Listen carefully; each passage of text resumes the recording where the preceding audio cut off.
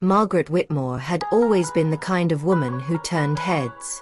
With her auburn hair cascading in soft curls and emerald green eyes that held secrets, she was the kind of person who made an impression.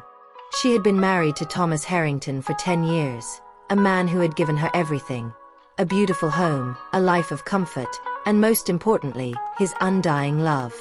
Their marriage, at least to the outside world, seemed perfect. Thomas, a well-respected doctor in their small town, was devoted to Margaret. He had always believed that their love was unshakable, built on trust and deep affection.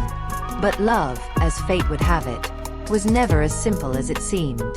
It was on a crisp autumn morning that Margaret met Daniel Sullivan. He had moved into town just a few weeks ago, a charming and enigmatic man with an air of mystery about him.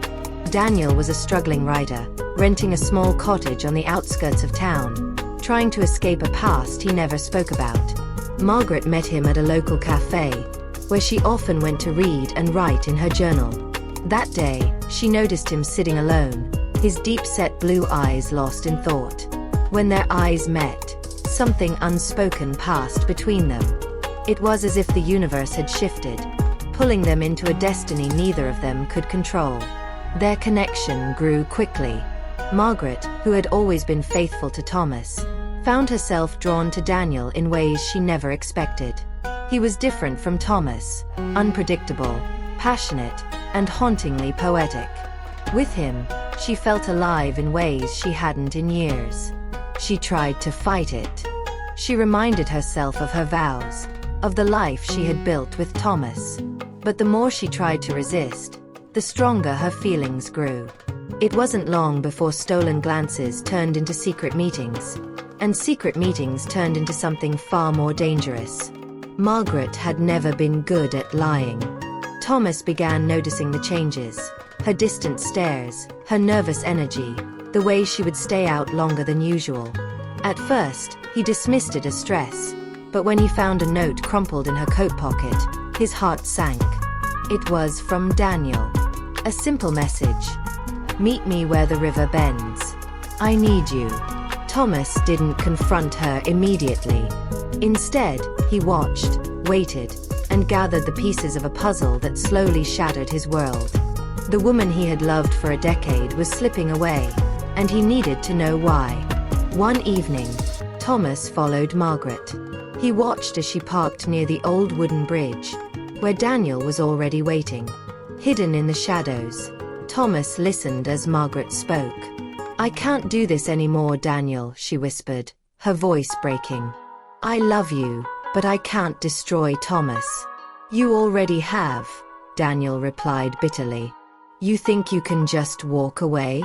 We belong together, Margaret." "No, we don't," she said, stepping back. This was a mistake. Before she could turn away, Daniel grabbed her wrist. His desperation was palpable. "You don't mean that," he said. "You love me." But then, another voice cut through the night. "Let her go." Thomas stepped forward, his face unreadable. Margaret gasped, her world collapsing around her. The truth was out. Thomas wasn't a violent man, but the betrayal burned in his chest like fire. "How long?" he asked, his voice calm, yet filled with an unbearable sadness. Margaret tried to speak, but no words came. Daniel, however, wasn't remorseful. "She loves me," he said simply. "And I love her." Thomas clenched his fists. "Then why did she try to leave you?" The question struck a nerve in Daniel. His expression changed from defiance to something darker. Margaret saw it too and took a step back. "Daniel." In an instant, Daniel lunged. Not at Thomas, at Margaret. Time slowed as Thomas reacted, pushing Daniel away. But the impact sent Margaret stumbling backward. Her foot slipped on the damp leaves, and before anyone could reach her, she fell, down the rocky embankment and into the rushing river below. "Margaret!" Thomas screamed, his voice tearing through the night. Daniel stood frozen, his face drained of color. Thomas didn't hesitate. He ran down the embankment, diving into the freezing water. He searched, grasping at the darkness, but Margaret was gone. They found her body the next morning, washed up near the old mill. The town mourned, but no one truly knew the depths of the tragedy. Daniel was arrested. His reckless actions had led to Margaret's death, and though it wasn't intentional, he was charged with manslaughter.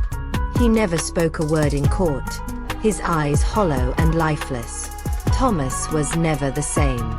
He lived the rest of his days in solitude, haunted by the love he had lost and the betrayal that had led to it. Some say Thomas still visits the bridge, standing in silence as the river flows beneath him, carrying whispers of what once was. Others believe that on quiet nights, when the wind is just right, you can hear Margaret's voice calling from the water. Love had burned brightly for all three of them, but in the end, it was a fire that left nothing but ashes. And so the love triangle that began with passion ended in tragedy. A story of love, betrayal, and the devastating cost of secrets.